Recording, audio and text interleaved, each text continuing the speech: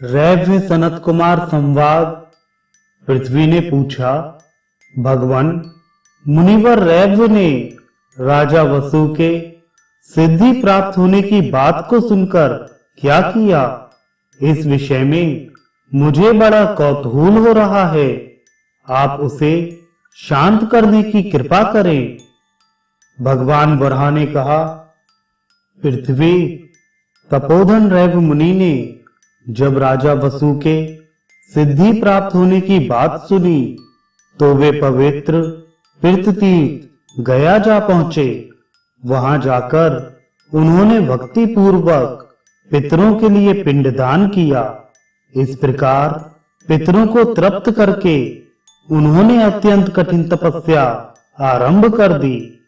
परम मेधावी रैभ्य के इस प्रकार दुष्कर तप का आचरण करते समय एक महायोगी विमान पर आरूढ़ होकर उनके पास पधारे। उनका शरीर तेज से दैदीप्यमान था।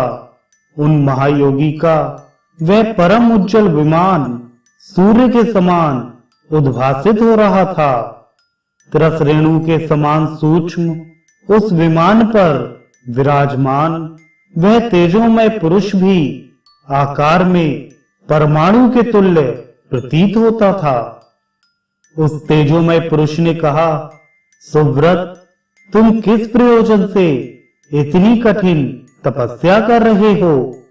इतना कहकर वह दिव्य पुरुष बढ़ने लगा और उसने अपने शरीर से पृथ्वी एवं आकाश के मध्य भाग को व्याप्त कर लिया।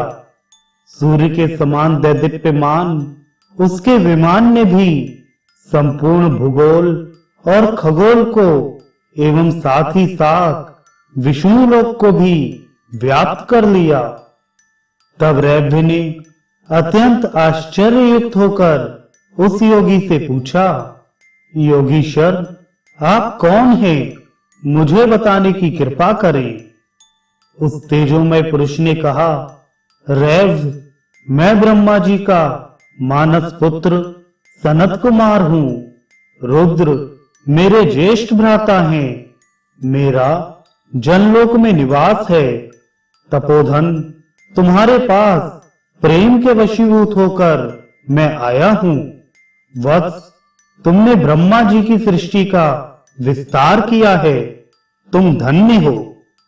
मुनिवर रैभ्य ने पूछा, योगी राज, आपको मेरा नमस्कार है। यह सारा विश्व आपका ही रूप है। आप प्रसन्न हो और मुझ पर दया करें। योगीश्वर, कहिए मैं आपके लिए क्या करूं? अभी आपने मुझे जो धन्य कहा है, इसका क्या रहस्य है?